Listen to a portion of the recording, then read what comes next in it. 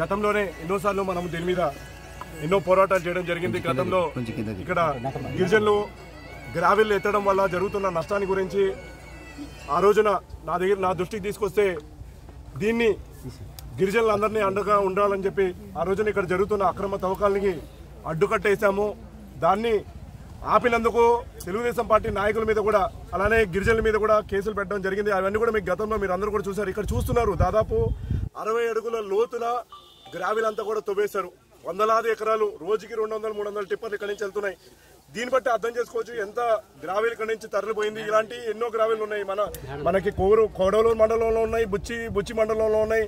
ఈ మండలంలో రోజు వందలాది టిప్పర్లు గ్రావెల్ తరలి వెళ్ళిపోతుంది. అది ఎక్కడికి వెళ్తుంది, ఎవరి జోబులోకి వెళ్తుంది అనేది సమాధానం ఎమ్మెల్యే ప్రసన్న కుమార్ రెడ్డి గారు చెప్పాల్సిన అవసరం ఉంది.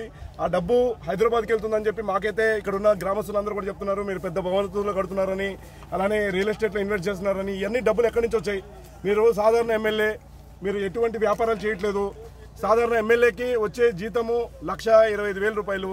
దీంతో పెద్ద పెద్ద భవనాలు ఎలా కడుతున్నారని సమాధానం ప్రసన్న కుమార్ రెడ్డి గారు చెప్పాలి. అలానే ఇక్కడ వందలాది గిరిజనులు నాకు గతంలో చెప్పారు, పిల్లలు, చిన్న పిల్లలు, వాళ్ళు చాలా మంది పడి చనిపోయారని చెప్పి చెప్పడం జరిగింది. గిరిజన పిల్లలు వాళ్ళు ఇవాళ ఏంటంటే పిల్లల్ని ఎక్కడ పడిపోతారని చెప్పి భయంతో రెక్కాడితే కానీ డొక్కాడని గిరిజనులు ఇవాళ వాళ్ళ పిల్లల్ని కాపలా కాల్చుకోవడానికి పనికి వెళ్లకుండా వాళ్ళందరూ కూడా ఇంట్లో ఉండి వాళ్ళందరూ కూడా ఆర్థికంగా చితికిపోయారని చెప్పి చెప్తున్నారు అక్కడ గిరిజనులందరూ కూడా. అలానే రెండోది ఏంటంటే గ్రావెల్ తవ్వింది కాకుండా ఈ గ్రావెల్ను కప్పిపుచ్చడానికి ఏం చేశారంటే మనకి పక్కన ఉన్న మండలాలు అంటే బుచ్చిరెడ్డిపాలెం మండలం కానీ కోవూరు మండలం నుంచి చెత్త తీసుకొచ్చి ఈ గ్రావెల్ పుడికల్ని కవర్ చేస్తున్నారు.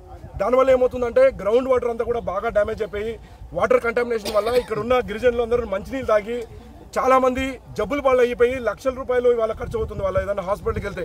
దీనికి కూడా కారణము ఇక్కడ గ్రావెల్ తవ్వకాల వల్లే.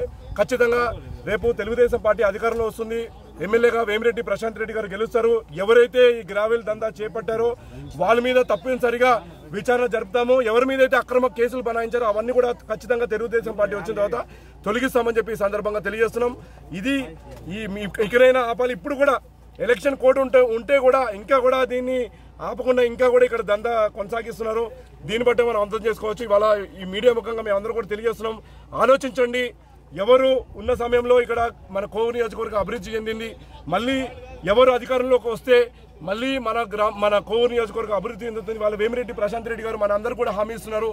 ఎవరైతే ఇక్కడ ఈ అవినీతి పరంగా చేశారో, అవినీతి పరంగా ఇక్కడ గ్రావెల్ కానివ్వండి, ఇసుక కానివ్వండి, మట్టి కానీ ఎవరైతే దొంగతనం చేశారో వాళ్ళందరి మీద విచారణ జరిపి ఆ డబ్బునంతా కూడా రికవర్ చేసి అభివృద్ధి చేస్తామని చెప్పి వాళ్ళ మనకు మాట ఇస్తున్నారు. అవినీతి రహిత అలానే మనకి వివాద రహిత కోవూరు నియోజకవర్గాన్ని అందించడానికి వేమిరెడ్డి ప్రశాంత్ రెడ్డి గారికి సైకిల్ గుర్తు కొట్టేసి ఆస్వాదించమని చెప్పి కోవూరు నియోజకవర్గ ప్రజానికాన్ని అందరూ కూడా కోరుకుంటారు.